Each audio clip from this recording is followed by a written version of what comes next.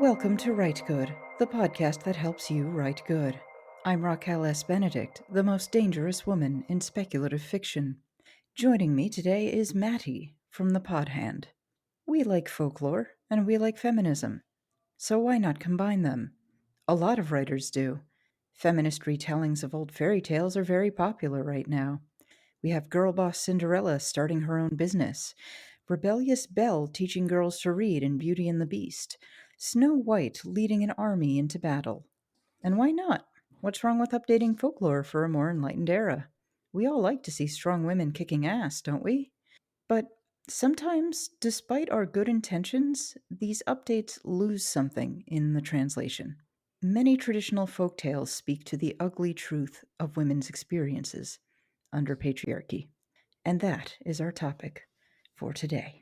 Now, I remember wanting to start this because you wrote some tweets that did some numbers about that. What made you want to write those tweets? It's one of those things that I'm constantly thinking about. I don't remember the exact thing that sparked the tweet.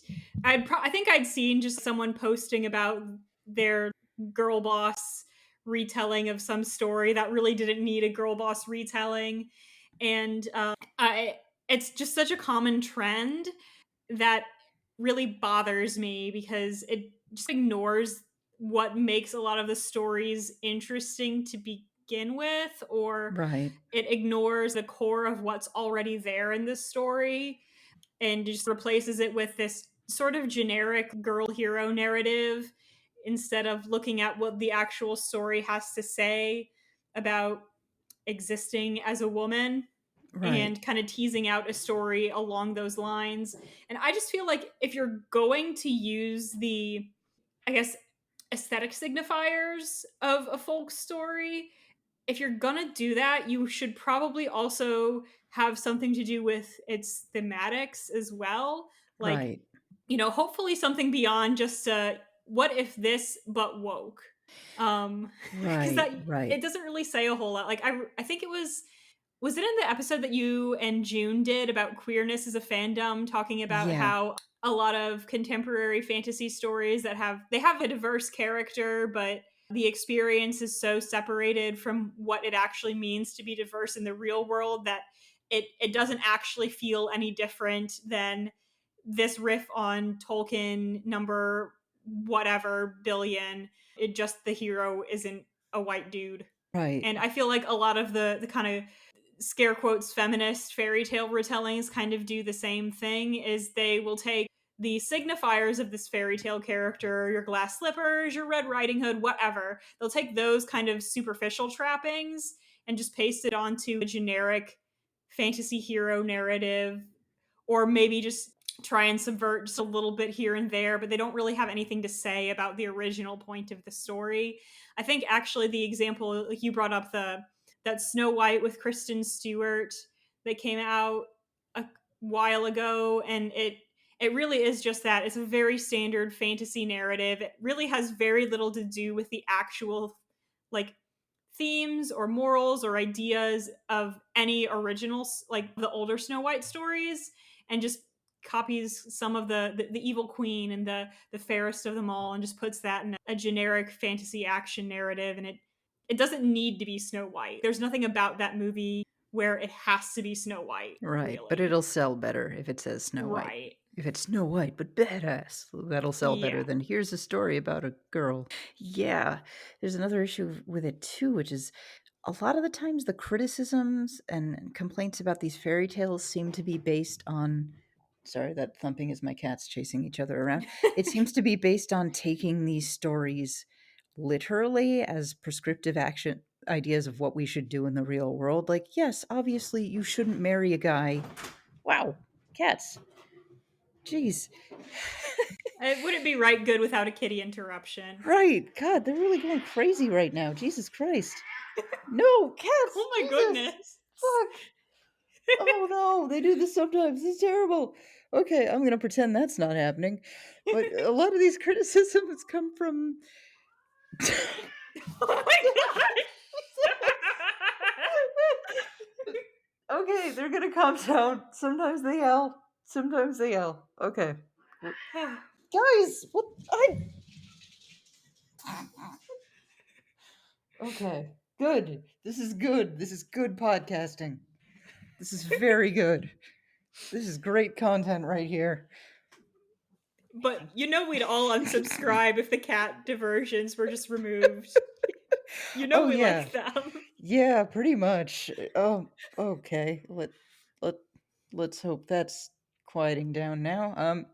So a lot of the complaints come from these ideas that we're supposed to take these stories literally. Like obviously you shouldn't marry a guy you meet at a party one time.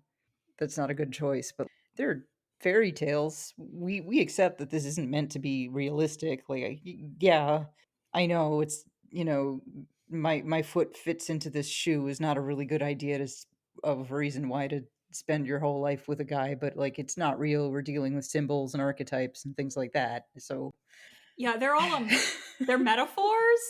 Mostly yeah, fairy tales, they're metaphors. So when you take them very literally and you respond to this very literal interpretation of this story, you're not actually responding to what the story's about most of the time.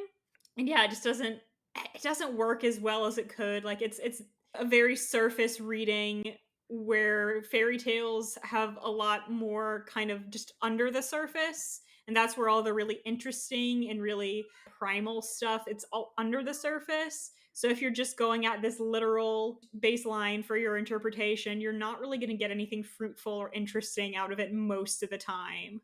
right. And it's just a really depressingly shallow interpretation of a really important and vital form of culture, and it's really depressing, I think, to just take the flattest possible view of these stories that have been passed on generation to generation for centuries. Don't do that. Come on. It's like looking, I don't know, it's like looking at a Salvador Dali painting and being like, these clocks suck. I can't tell time on that shit. I hate this painting. Like, And don't then do you're that. repainting it is, these clocks suck, I don't like them, I'm going to paint this picture, but all the clocks are like normal. They're Yeah, correct, they're I I realistic. can tell time on these. This is a better painting now. This is good. It's correct. It's accurate. Fuck. And that's what a lot of these feel like, an overcorrection. Right. Right. Uh, there's another issue too is that a lot of the times we're taking literal interpretations, and very often what I've found is that a lot of these tough, badass girl boss retellings are responding to specifically the Disney version of the fairy tale, but not a whole lot of like Girl Boss, the Juniper Tree, or the Robber Bridegroom, or Rumpelstiltskin, or Hans My Hedgehog, or the really weird ones that Disney hasn't adapted. Right. I I haven't think seen a Girl Boss, the Girl Without Hands, or anything. no. And you know what? The Girl Without Hands would actually be an interesting one to do something with. Oh, yeah. So would Robber Bridegroom and Bluebeard. Honestly, a lot of them would be. I think a lot of it is, and this is the cynical part of me, a lot of the people who are writing these aren't actually especially familiar with any fairy tales that Disney hasn't gotten to, either because they, and I think some of it's too, a lot of people's first exposure to any given fairy tale is the Disney version, if there Right. is a Disney version of it. And that's not necessarily something that, you know, you can't blame someone because when they were 4 years old, they saw the Disney Little Mermaid and they didn't read the Hans Christian Andersen one until years later. You can't blame somebody for that, Right. or for being more inclined to look for the source material for a story that they saw in a Disney movie they really liked when they were a kid first. I don't think there's anything wrong with that, but I also think that it is coming from a place of people who maybe actually don't really like folk tales and fairy tales that much. They just like the Disney Yeah. movies, which again, not necessarily a bad thing, but a lot of the times means you end up reinventing the wheel.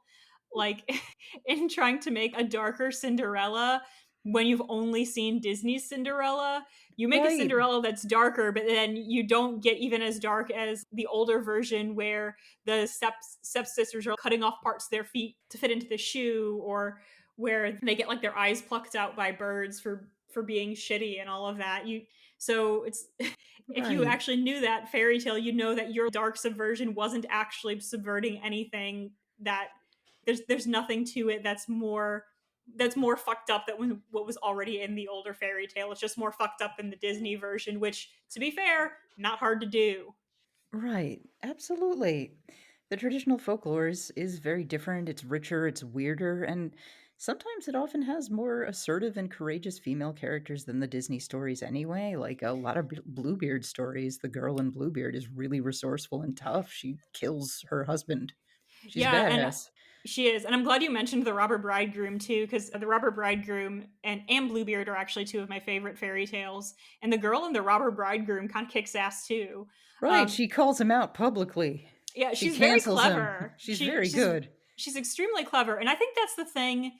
I think this is another reason you don't always see responses to these fairy tales. Is a lot of the time the badass women in a traditional fairy tale, they're badass in the sense of being clever or of being resourceful, of being kind to the right people that'll help them out later. And those aren't qualities that are necessarily easy to make like a cool action-packed adventure out of. They're also traditionally more feminine qualities than they are masculine qualities. So I do think there's something to be said about how I don't like to be like gender essentialist at all, because any set of personality or character traits you can think of, there's a guy that has it, there's a girl that has it, there's a non-binary person that has it, whatever. But these traits that are seen as traditionally being more masculine are what often get put onto these girl boss fairy tale heroines, as if you can't be worth talking about in a story unless you pick up a sword. Like, Right, right. why does Snow White need armor to do what she does? Like, she doesn't. And to me, the charm of a lot of these fairy tale stories is they show women navigating the world in a way that is accessible to them and making the best of what the cultural assumptions about womanhood, making the best of qualities that are not physical or martial strengths.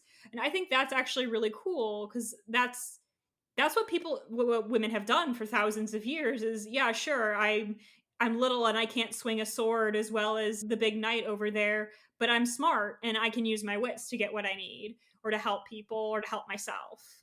Right, right. That's oh god, that's I'm so glad you said that. A lot of the time, these reinterpretations frame female characters in these original fairy tales as being very passive and helpless, and I don't think that's the case. They have limited agency, but a lot of the time they are taking an active role within the ability of a girl in that society to do.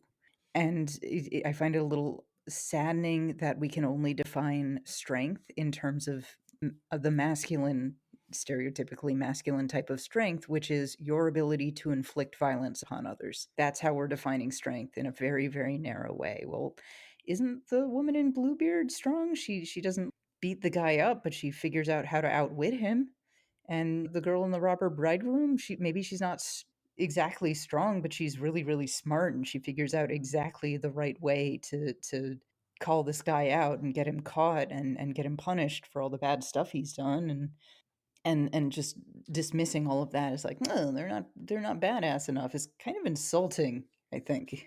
It's kind of like, have you picked up a sword? Probably not. I haven't. Well, I know you, Maddie, have picked up a sword, but I have. you I have used studied the to. blade. I have studied the blade. I fenced for a couple of years, and I have used a sword for dancing. But yeah, just because I know how to hold an epee doesn't mean I'm actually like martially competent.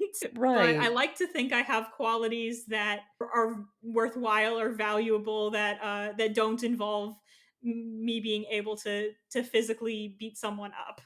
Right. And again, like you said, at the risk of sounding gender essentialist, sometimes these stories do celebrate a particularly feminine kind of strength, not necessarily, I'm not saying it's like genetically or whatever feminine, but these are the kind of strengths associated with these traditional feminine roles. And it is kind of nice to see a story in which, oh, that's what wins the day. It's being clever and being good at talking to people and being good at being empathetic and intuitive. That's what saves you. Like, yeah, that's cool.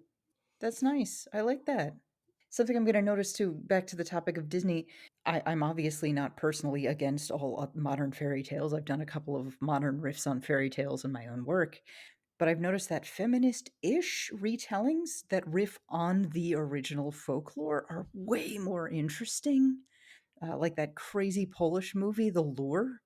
It's loosely a riff on The Little Mermaid, but it's very clearly drawing from Hans Christian Andersen's and not the Disney version, and it's just fucking bananas.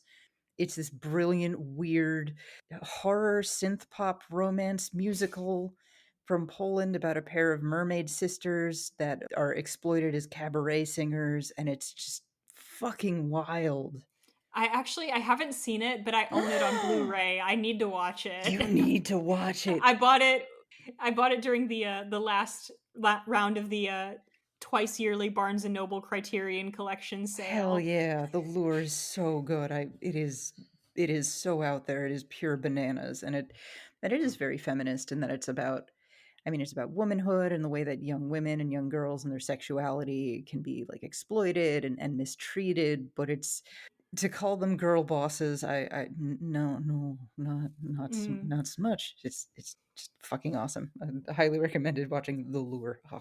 But anyway, back to the idea of feminine strength versus masculine strength, something to note, which I think is worth bringing up, is that a lot of these fairy tales do address the reality, which is that for pretty much all of human civilization, women have had extremely limited agency. I'm sorry. I'm Yeah. sorry if you asserted yourself, you got burned at the stake for witchcraft, or in more recent years committed to a mental institution. That's what fucking happened. Yeah, and it's a bummer for sure, but if you don't talk about it, it never is going to get any better. And it's worth actually digging into that, I think. And Yeah, that's where I do tend to see fairy tale retellings that I think are more interesting is not so much where they look at. I think a lot of the problem comes from there are two working definitions of what feminist means, right, and they can sometimes be almost at cross purposes. So you have the critical theory version where it's this is something that examines how women get on in the world, how women are treated, how women treat each other, women's relationships with each other, with society as a whole. And that's not always like a yay, girl power sort of thing. It's not always a feel good story. right. It's just looking at something and examining it, maybe making a point about it, but it's not always a feel good story. And in fact, sometimes they're very much feel bad stories. Very often Um, they're feel bad stories.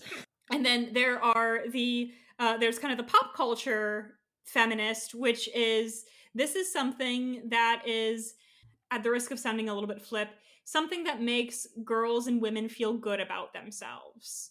Right, So something where a girl is cool or a girl is badass, but that's not really always, it doesn't actually often have anything to do with any real like social or material reality at all. And it might feel nice, and it's not that I think that it's bad to have stories about women who are empowered or you could look up to if you were a young woman. I right. think that's actually good to have, but it's not the be all and end all of a feminist retelling or a feminist story. That's just one kind. And I do find every now and again these stories that like try to be like feminist girl power stories kind of just like end up making anyone who doesn't fit the mold feel kind of bad.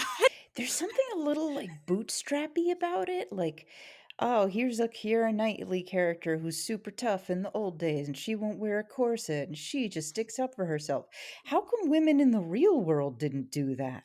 How Hmm. come women in the real whatever it was, 18th century didn't say, fuck this, I'm going to pull my corset off and be a pirate. Like, why didn't you just say no thanks to sexism? Like, they must have just been very weak. Maybe they deserved it, you know? They just Yeah. like pull yourself up by your bootstraps and single handedly defeat the patriarchy. Like, Yeah, it's no, that's hard.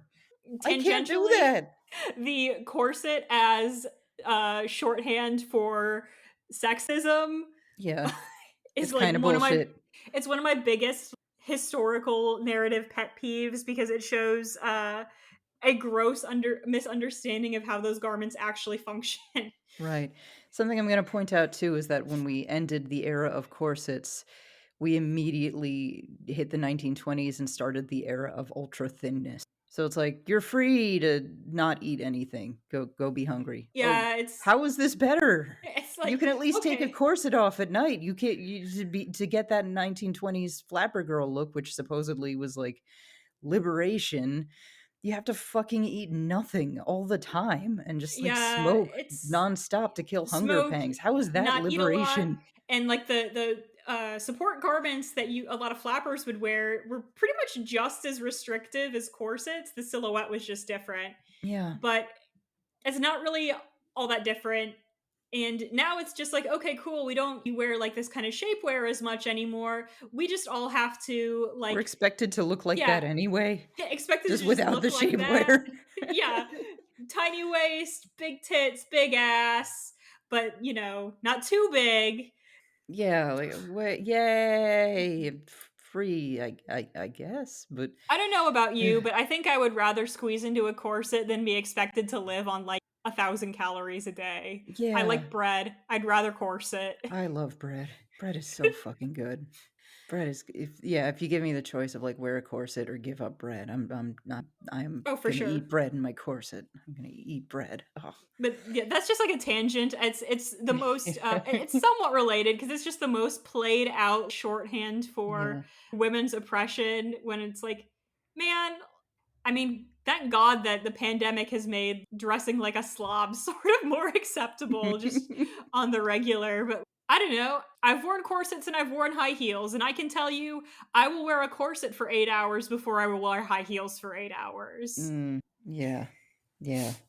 But anyway, women in the past had limited agency and have always had our choices and abilities limited by society. And to me, it's a little more truthful and feminist to show a brilliant, capable woman who has to work within these shitty limitations, who is strong and capable, but unfortunately has to deal with the realities of being a woman, because that's incredibly compelling to me, and that's something that every single smart, capable, intelligent woman in the real world has always had to deal with. And something I'm going to point out, yes, there have been powerful women in the past. There have been powerful, influential women. These women did have institutional or structural power behind them. And in a horrible patriarchy, it's a lot harder for a woman to get this. But we have the girl boss ideas. It's this hyper individualistic view of power and strength, and it's very faulty, and it ignores the social structures behind things. Like, oh, Queen Elizabeth I was really powerful. Yeah, she was royalty. She was Mm-hmm. royalty. A peasant girl couldn't do that. Like, well, there was Joan of Arc. Okay, but how did Joan of Arc's life end? Not good. Right. I really do think that this hyper individualistic view of power might be set up by patriarchy to deliberately erase the structures that make men powerful, because that makes it look like men are just inherently magically better at being natural leaders and not instead put in the position of power they are by this massive structure. Right. And I think too, it kind of goes in with the almost a great man theory of history where we see if a woman makes some great accomplishment, somehow this is a success and a victory for all women. And it's it's not. Like even No. rare cases where it's not a queen or someone who is born into power, even with someone like I'm thinking like with a Qingxi, the really, really like actually insanely badass Chinese pirate, Right. who started out working in a brothel and a pirate captain liked her and married her and then she ended up taking over his fleet and just going completely like Oh, she was a pirate queen. pirate queen, Absolutely. like an actual honest to god pirate queen who was very powerful and very successful. And she actually didn't get Joan of Arc at the end. They made a deal with her. We're like, hey, we'll let you live and let you have your casino and brothel and live out your retirement and all of this. Just stop harassing our ships. And she's like, okay, cool, yeah, let's take that. Yep. And that rocks. That's awesome. It's a great story, but it made not a lick of difference to every other woman in China. Right. Right, right. And I'm going to point out that a lot of the time in real life, women who make it to the top in a patriarchal society, they make it to the top by not disrupting that patriarchal structure too much. And a lot of times, even more so, they make it to the top by being kind of shit to other women. I mean, The Margaret Margaret Thatchers of Thatcher, the yep, world. yeah, that was not a victory for womankind. If anything, it was the opposite. She was absolutely horrendous to working class women, to immigrant women. She was not kind to them. I feel like maybe the MLM industry could be an example of that. A lot of the CEOs of these companies, like Lula Rose CEO, I believe, is a woman, A and she lot of runs it them. with her Mhm. family. But the whole business structure is based on basically bilking women, bilking housewives, bilking women who are looking for a side gig because their main job isn't paying enough money, and just kind of screwing them over, and then getting them to try to bilk other women. It's this really fucked up system that preys upon women's insecurities and desperation. But there's a woman at the top, so is that feminism? I And don't think so. a lot of those too will actually, like, they'll make that a selling point if Oh that it's a yeah. girl boss and feminist thing. I've actually been to like a Mary Kay meeting before. Just I got kind of roped into it, and so much of their verbiage was like, be your own boss, support your own family, make tons of money, but do your own hours, and like all of these things that are going to sound really, really appealing to a stay-at-home mom who doesn't have a whole lot better to do, or not better to do, but doesn't have a whole lot more to do, or her kids are in school. She Mhm. doesn't have much to do other than take care of the house and do the errands, and maybe wants to make a little extra money. Like, it's going to be really appealing to someone like that. And these are often people who are sort of financially very vulnerable anyway. There's nothing wrong with being a stay-at-home wife or a stay-at-home mother, and in fact, for many people I recognize that is kind of the ideal. I would love to be a stay-at-home wife and just take care of my house and do my errands and do my chores and all of and my artwork and all of that. But I also am lucky because my husband is good and awesome. Not every woman has a husband who is good and awesome, who's a stay-at-home mom or a stay-at-home wife, and that not having the access to the finances, being told, oh yeah, you can sell some leggings and makeup and you can make some money, and that's going to be attractive for that type of person, but it's going to probably put her more into debt. It'll be stressful. It can take a lot of a toll. You hear some absolute horror stories from women who used to work for all these MLMs, and Oh, they it frame sounds it like horrible. it's empowering, and it's maybe it is for the absolute very top sellers who are the most predatory and like human shark type people in the world, but it's not for the average person. Most of the people who Right. try and sign up, they're not gonna they might break even, but they're not gonna make a profit. It's not gonna lift them out of a bad situation. It's probably just gonna make things worse. But that's not how they frame it. They frame it like this is empowerment. This Right. is And taking your life into your own hands and making something of yourself. And it's just not for the majority of people. right, and I'm gonna point out that a lot of the times the thing they're selling is something that's I'm not gonna say that selling beauty products is anti-feminist, whatever, it's fine, wear makeup, it's cool, but a lot of the time, these are things that are kind of policing the kind of gender expression, like, sort of, "Oh, you're a woman, so you're gonna be in a business that is selling cosmetics, some kind of diet thing, because there's a heck of a whole lot of Tupperware, these kitchen MLMs are like gadgets. diet whatever Hmm. bullshit, modest leggings, like these things that are very much about policing the bounds of what it means to be a woman, and deciding what kind of woman you're supposed to be and allowed to be, which is a little there's this sort of questionable side to it. And again, I'm not trying to like knock anyone who sells, Avon or whatever. Like I wear makeup, it's cool, but it's notable that these are the products themselves too are very traditionally feminine in this particular way. Yeah, the guys are starting to break in. You see some sort of like protein supplements and like muscle supplements too, but it's that kind of marketing is so much. It's so much targeted towards women. Honestly, I think most guys think it's embarrassing. Right. I don't really see many men being like, "Yeah, I totally want to hawk supplements." Well, then it's like you gotta get your friends together and hawk this stuff to them. Like, how many straight guys are gonna be able to do that? Just like, how many friends do I have? I don't even know. They're not going to want to, and you know what? Dudes rock for that. Stay Yeah, good for winning. them. I gotta say, dudes win this particular game. I concede. Could I interest you, a strong, independent man, in a business opportunity? Like, what, bro? No, I No, you have a job can't, man. already. No, No. you fucking can't, dude. What are you talking about? I love side note how like every woman has the exact same voice she uses when she's like mimicking a guy. Like, oh, Yeah, yeah, what are you no, I talking about? don't. Yeah, it always Exact sounds like same a dumb voice. guy too. It never sounds like a smart guy. Oh, hi, kitty. She just Oh, is jumped there up on another my cat interruption? Nice. yeah, she just jumped up on my desk. Oh, good. Yes, it's a catful episode. This is good. Did you hear Harley screaming earlier? Ed. Harley was that is his scream of triumph. I know it sounds like he's wailing in despair, but that is the sound he makes when he's happy. Making a That is a joyful happy sound. noise. That is a happy sound for Harley. He's very dramatic. He's a dramatic boy.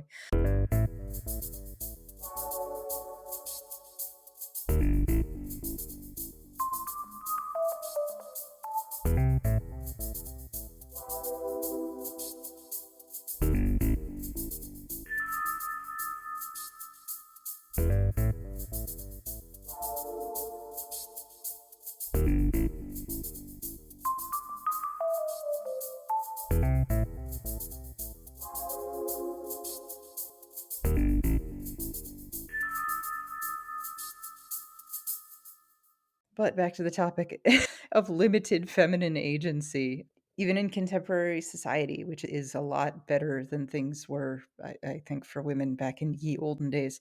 We still Oh, have our even better choices. than like 50 years ago. Yeah, we still have our choices and abilities limited by society. And for me, it's more truthful and feminist and honest to me to show a brilliant, capable woman who has to work within these shitty limitations. Ironically, the girl boss, modernized escapist versions somehow feel less real to me. Like I can buy them, believe in them less than I believe in ancient folktale with wizards and shit in it. Yeah, I would say generally that's the case. Yeah, And it's not like every feminist story has to be a catalog of the depressing and miseries that women yeah. have suffered.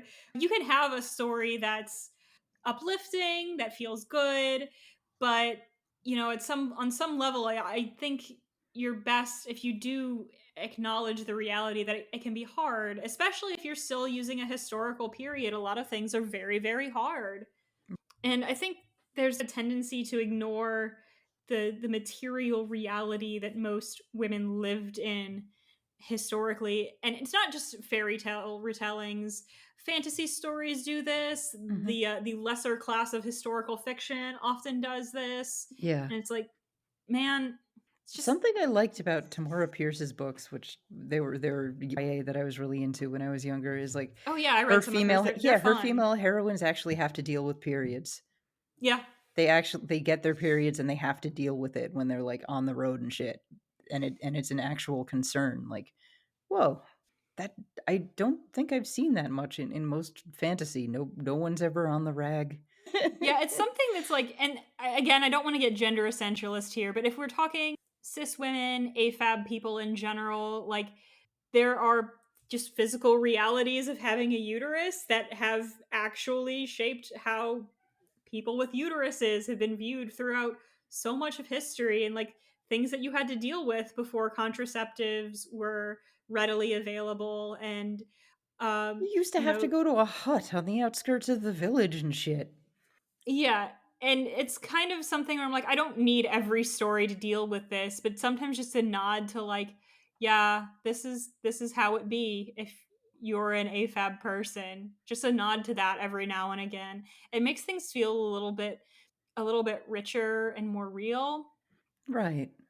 Right, absolutely. And there's another side to it too that a lot of these times, a lot of the time, these criticisms feel that having any female character behave in a negative way is Harley, stop it, is misogynistic. But I'm going to say that living under patriarchy often fucks you up in some unpleasant ways. Women's real lives under patriarchy aren't ideal, and we often don't stick to healthy aspirational feminist standards and behaviors ourselves. Like, Right. smart, capable women end up with really shitty men sometimes. Smart, capable women develop eating disorders. Sometimes really capable women will be extremely shitty to other women because, hey, you're taught from birth to dislike women, and that gets in your head, and you get internalized misogyny, and you act it out, and it sucks. But that's the world is fucked up. That's real. It would be bizarre to me to have a story where, oh, women are only good. Like, what? Right. What the? And some women just are they're bad people Yeah, regardless of the situation they were in, even in a totally equal society. They're just not they just wouldn't be very good people. And something that bothers me about a lot of purported feminist stories, feminist retellings, is they only portray women as just like unambiguously good. Every choice they make is right. good, every motive they have is pure, and that is like it's It's the Victorian. right, it's very angel in the house but woke. And the idea that women can only ever be good, like their natural state is perfectly good, it's just pedestaling, and that's just as bad as denigrating on someone's psyche. When it's like, if you're a girl and you see these stories and all of these women are they're good and they're healthy and they're always great to their friends, they're supportive and they make good choices, and you're like, oh, well, I sometimes get in fights with my friends and I don't always feel good about my body or how I look, and Right. I sometimes make bad choices. It's like, oh man, sometimes you just need to see someone who sucks in the same way that you do, but isn't like a bad person. Right, right. Or weakness. Something that bugs me a lot about some of the complaints is, oh, this woman, she's so weak. She doesn't defeat the or escape the blah blah blah. Like, okay, do we need to pull out Victim crime blaming. statistics? Do you need there's a reason most domestic violence victims are reluctant to leave because it's really hard. There's a reason most or many women don't openly speak out about sexual harassment in your professional life, and that's because you're probably not going to win that fight, and it's going to make your working life worse, and you'll probably have to switch jobs or something if you speak up. There is, hey, how many sexual assault victims kill their rapist? Not many, very few, because if you do that, you go to jail, and going to jail is bad, and Bad. you don't want to go there. So there's this really fucked up idea to me in a lot of the criticism of these stories of like, how come this woman didn't get even? She sucks. Like, look at the real world. Most of us don't get even, and there's a reason for it. Is because trying to get even will ruin your fucking life. Yeah, it's like okay, cool. My life already took a big hit. I'm gonna go and make it a lot worse. Yeah, that sounds like a great idea. I'm not gonna go and try and put it behind me and try and heal and move on. No, I'm gonna go and gonna torch a motherfucker. And it's like Yeah, you're not going to. You might want to. You might think about it, but yeah, it's just not realistic for most people. And honestly, I don't always think that's healthy. Depending yeah. on obviously the severity of how wronged you were. Like sometimes you just try and get your justice and then move on, but you don't have to seek like Kill Bill Or most of the vengeance. time, you won't get justice. Most of the Yeah. time, you will not get justice, and you have to find some way to live with that. And that sucks ass. It fucking sucks, but that is the reality for most of us. And this idea that if that's your reality, you weren't strong enough, you were too passive, you're a victim. What does that say? Yeah, I think a lot of the cry for all women should be badass is just like, but Hmm. they're not. Most people aren't of any gender. Most people are not badass. you're not the Terminator, and that's fine. That's how life has always been and how it probably will always be. That's But how I you think survive when you actually try to do badass shit in the real world. You go to jail or or you get die shot or yeah. most of the Um time. Most people are not equipped to do the cool badass stuff that Uma Thurman does in Kill Bill. Most people aren't equipped to do that. And And again, I the don't reality of being a woman under patriarchy is if you actually do defend yourself physically against an abusive husband, there's a very good chance that you're going to be sentenced and not win a self defense trial. There's a yeah, very, very good chance that your plea of self defense will not be accepted by a jury. It's horrible, but that's the reality we live under. yeah, it's a big bummer, but that's kind of why the girl boss stuff rings so false. It doesn't address any real world that anyone lives in. And of course I know you could say, well, it's like, well, Maddie, it's a fairy tale. What do you mean addressing real things? But the fact of the matter is, if you go back to folklore, they're all addressing things that are real and things that are true and things that people have to deal with, even if they do it in a metaphorical way. Like, Right. the wolf in the Big Little Red Riding Hood, it's not a wolf. Like, Yeah, it's so clearly here's this big, hairy, ravenous male figure who wants to follow you when you're on an errand. Like, gee, what does that symbolize? I don't know. For a young adolescent girl wearing a red hood. hmm. What does that mean? Like, okay. You're going to say that doesn't speak to the experiences of a woman? Yeah, I mean, just like I think I started getting catcalled when I was like 12. Oh, yeah. And Yep. that's like most women I know, that's about the age where you start getting catcalled. If not before that for some people, but it's like, yeah, once you're like kind of starting to be pubescent, you are going to get catcalled and Creeped you're on, creeped followed. on. You just it's so yeah, Red Riding Hood, like the wolf is a wolf, but the wolf is also predatory older people who might bother children or young women and be dangerous. And yeah, that's a So you gotta not reality. tell him where you live. Right. If You if gotta he gives fucking you avoid that guy. Don't trust that yeah. guy. He's bad news. Yeah, that is a very reasonable tale to tell a girl. That is unfortunately a thing you're gonna have to fucking deal with in your life. Or even something like Beauty and the Beast, which people tend to read in very stupid ways. There's versions of Beauty and the Beast practically anywhere you look. But for a lot of women, the reality was, especially if you're an upper class woman, which another thing too is women of different classes had different struggles. And an upper class woman, probably one of her big ones would be that you don't get to choose who you marry. So you could marry someone you're like totally not attracted to at all. A go guy who's politically convenient. But this story, it's not, I think people interpret it as a Stockholm syndrome sort of thing, or like a put up with your guy no matter how shitty he is. But I think more to it, it's encouraging young women and girls who live in a society where they may not be attracted to the person that they marry to try and look for the qualities that aren't skin deep that he might have that might be good. And even though that's not necessarily something that most women have to deal with today, especially if you're an American woman, you're marrying the guy you want to marry if you want to get married, and you know him and you're probably attracted to him hopefully. But the historical context of that was, this is a story that's going to be told to girls who don't have that much choice. And it is a lesson that they are going to have to learn. You have to find a way to put up with it. So trying to find something that's good in the guy you may not be immediately attracted to, that is an important lesson. That's something you're going to have to deal with and navigate. I actually, Beauty and the Beast, I swear to God, has like the most dog brain feminist interpretations of any fairy tale. Right.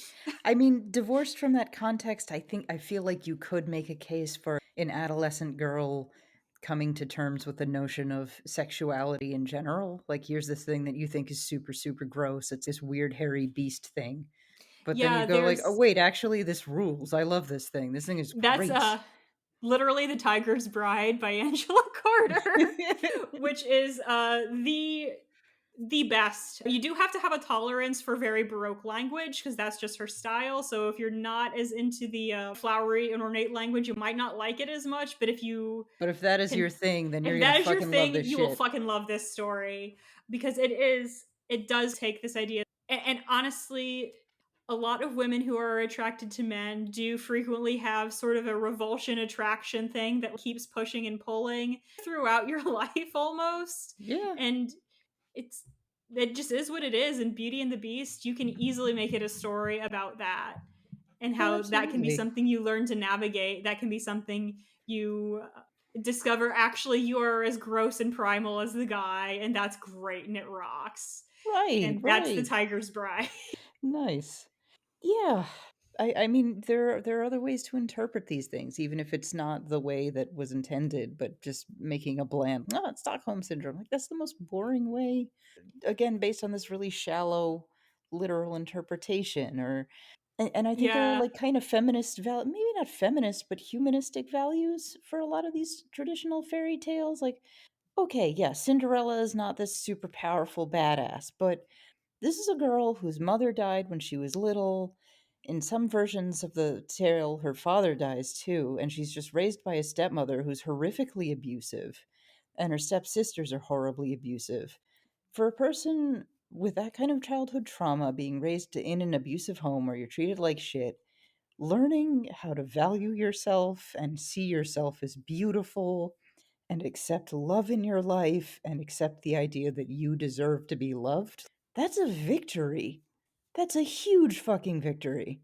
And I think that's something too that a lot of people can relate to, unfortunately, is having these parental figures or siblings or even peers who just don't treat them well. And it can lead you to have a really bad self-image. And for someone who has that kind of background to find a way to see that, yeah, I actually do have worth and I do have value and someone can love me, like that is a huge victory. So many people struggle with that. And that's so much more valuable of a lesson than what if Cinderella wanted to be a CEO in a god awful movie nobody wanted?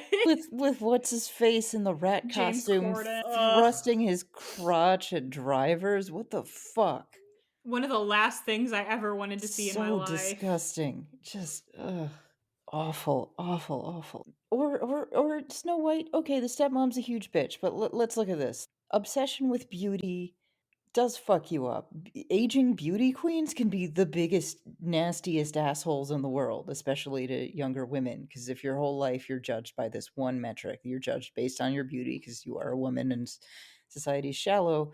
Yeah, when you start getting older and losing your looks, you do go fucking crazy, and you do become meaner. A lot of the times, older when I was younger, older women who used to be really beautiful were so fucking mean to Oh, young I women. They oh yeah. resented them so much.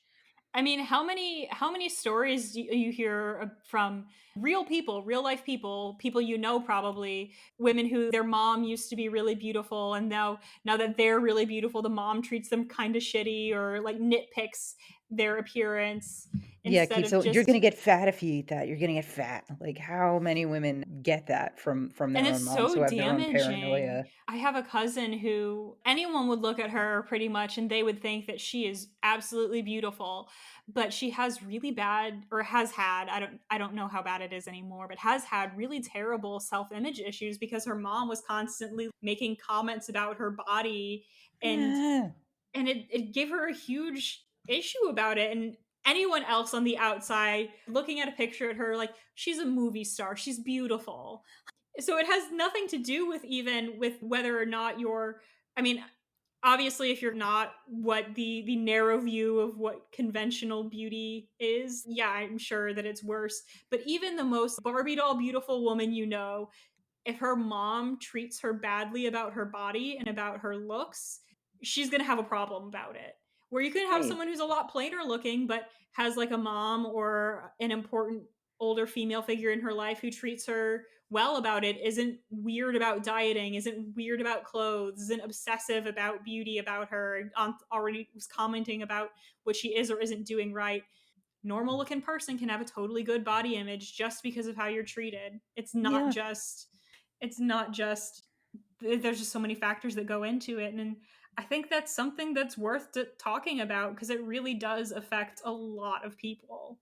Right, right. And that's why I still sort of like Snow White. Like, yeah, the stepmom's a huge bitch, but I've met her. I've met her. That woman probably fat shamed me when I was younger. Most of us have met one of those. Oh yeah, for The sure. aging beauty who's just vicious to younger women because she sees her youth and beauty slipping away, and that's all she has, and it's just fucked her up, and she's miserable and insecure and taking it out on others. Like, God, Yeah, we've all known one of those. and at the That same time, there's some sympathy to be had for that person too, right. because you wouldn't be this way if you weren't frequently judged by "Are you beautiful?" and nothing else. Right, right. If you weren't judged by this one thing, if you were valued for something that wasn't superficial, you probably wouldn't be this fucking weird. But this is the world we live in. It's superficial and it's extra superficial toward women, unfortunately. So yeah, a lot of women do get like that. Shit, I don't think I've met very few women who have healthy body image. Very, very few. Because I mean, look around. Yeah, I don't usually have the to women explain why. right. Usually the women you meet who have really good body image have a combination of factors. They are more or less conventionally attractive, and they had a mother figure who was cool and good about beauty and body things. Normal, not weird, Right. didn't make it a huge deal. When you find Wasn't they someone did who not have one has of those moms who was constantly on a fucked up diet, one fad right. diet to another. They did not have Snackwell's cookies in the home. And if They you had can real find cookies. someone who has those two qualities, they probably still have something where it's like, yeah, I'd change it if I could. I've learned to accept it, but if I could change it, I would. It might be Yeah. like some stupid trivial thing like I wish my ankles were thinner or I wish Right. my feet were prettier, but Right. like We're like, I'm getting kind of wrinkly, but who I think everyone kind of goes through that. right. So In your it's 30s, you go, oh shit, there's another one. Oh, there it is. yeah, that kind of the kind of shock of getting into your late 20s and realizing you don't have a teenager metabolism Ooh. anymore. Yeah, that's I think guys go through that a little bit too, especially if you talk to men who used to be like really, really athletic in high school and college, and then they Oh hit about yeah. 20, and then they're like, I can't live on pizza and Doritos anymore. Right. They I feel like they shit look all the up how many time. calories are actually in nachos and have an existential crisis. Yes, and you know, it's even some of these girl boss fairy tales. They still really hinge on kind of one of the more problematic aspects of a lot of fairy tales, which is beauty is equated to goodness. How Yeah, often do you see a Cinderella retelling where Cinderella is just normal? She's normal right. looking. Right, and No, they all still wanna be part of the monarchy, which is a corrupt, evil institution. I mean, if we're gonna be, like, ridiculous and nitpicky, we'll be like, "Well, why do you wanna be right, a queen? The queen true power is derived from a mandate from the masses. You can't just right. be the fucking queen, Yeah, that's it's extremely problematic. yeah, I Why do isn't find this a it a very democracy? What's interesting going what on here?" which problematic aspects of the fairy tales we try Yeah, to just not think about. How yeah, there's the monarchy and this and that and the other, and we're fine with that. We're not going to think about it. We're not going to think about how everyone who is good is beautiful and everyone right. who is bad is ugly. We're not going to think about that, but we're going to think about, can Sleeping Beauty hold a sword and swing it? If you're gonna be revisionist, you might as well just go whole hog and Right. really, really go for it. But Sleeping Beauty becomes a communist. She awakens to the reality of class warfare. oh, God, there's a book. A creepy DSA guy awakens her by kissing her when she's comatose. There is a Ew. book. He slides into her DMs. There's a book by John Connolly called The Book of Lost Things that has little riffs on a whole bunch of different fairy tales. And they actually do have a commie Seven Dwarves. And it's Hell played for yeah. laughs, but it's pretty funny. Like, it's pretty good. That rules. I'm You 100%. know what? The Seven Dwarves would probably be pro union. They would probably at least have that going for them. They seem to have a strong sense of solidarity and Yeah. togetherness. Hey, they are a 7-man polycule that has managed to make it work. I salute them for that. That is not easy. There's a lot of Excel spreadsheets involved. Oh, for sure. So, taking it back to it, let's talk a little bit more about developing a more nuanced idea of what it means to be a feminist story, feminist folklore, or a feminist fairy tale. Because, well, some of the traditional ones I think do have maybe a feministic idea, like, well, Hans Christian Andersen's Little Mermaid. I know a lot of the story is about queer longing, but if you're just going literally by the plot, this is a woman who gives up her voice and completely changes herself physically to try to get a shallow guy to like her. And it causes her terrible suffering, and it doesn't even work. Isn't that a good cautionary story for girls? Don't give up your voice for a man. Don't totally change who you are in the hopes of getting this guy to like you. I Right. think that's a really good message. That's a good thing that you can tease out of The Little Mermaid. And the thing with a lot of the Anderson stories is I feel like there's multiple ways to interpret them, but Yeah, well, fairy that's tales can do definitely that because that's right. why they're so That's what they're so compelling. but I think that's something you can definitely tease out of that. And that's I think that's one of the things that frustrates me the most about the Disney Little Mermaid is actually maybe my number one most despised film. Mhm. And Ursula is it's the true hero. I'm she I'm really I'm team is. Ursula, she rocks. Now, Poor Unfortunate Souls is a banger, good song. I Yeah, it's a will give great it that song. credit. Ursula But rocks. she's great. But the actual movie itself, it kind of ignores that whole idea and is like, actually, you should change yourself for a guy you don't know anything about. It's gonna work out great. And again, that's maybe reading it a little bit too literally, Yeah. but I you know, think it's okay to read Disney shallow. Reading folklore shallow, I don't know. Reading Disney shallow, yeah, that's fine.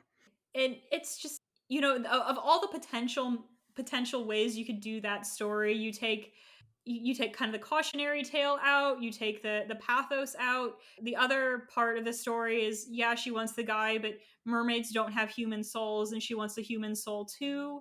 So you take the poignance of suffering for that human soul, you take the poignance of that idea and you toss that to the side, and it's not a very compelling way to take the source material.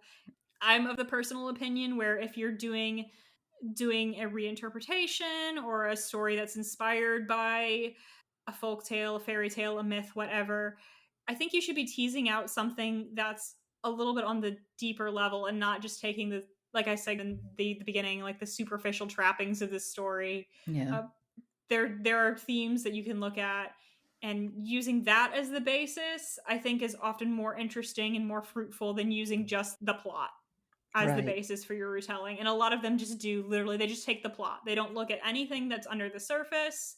Just here's the stuff that happens and here's how I'm gonna make this character a girl boss instead. Right. Right. And it does it a disservice because I do think that I know the most of these fairy tales are famous or known because they were written down by men, but keep in mind that the Grimm's brothers were just writing down recording versions of fairy tales that already existed in the world.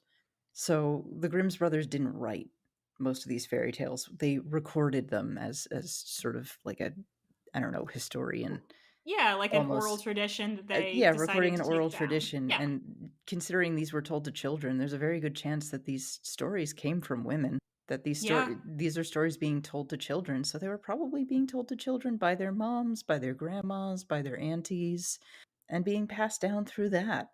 So I really think we're doing a disservice to the moms and grandmas and big sisters and aunties who probably made these stories and developed them and passed them on and added their own variations to them, but massive disservice by saying, "No, this is just sex. It's not good enough." Like, fuck you. Right, especially some of these are so old. If you can look at something as old as Red Riding Hood and all you can see is the very base surface of it, that's rough. Or any fairy tale or folk tale or myth from anywhere around the world. These come from such a primal place. It's meant, you're exploring people's place in the world, you're exploring values, you're exploring virtues, you're exploring all of these things and communicating all these things that are important to living as a human being. and to just look at the very, very most surface things of that and use that as the basis for your retelling rather than the thing that it's actually about or a thing that it's actually about. It's It's it's shitty. it's shitty. It's bad. It may be occasionally kind of fun, but it's kind of hollow in the end. And I think that's why a lot of people will come back to, like, you see fairy tale imagery and you see fairy tale retellings just again and again and again, and people don't really get tired of these stories, and it's because there's so much there. Yeah, they're um so compelling, and they say a hell of a lot of nuanced, complex stuff in these really very simple ways. it's the only form of fiction that is didactic and also good consistently. Yeah, yeah. All right. So we've talked for about an hour, probably a full third of that, which was just my cats yelling. Before we go, where can our listeners find and support you? I can be found on Twitter at Devil's Doorbell _.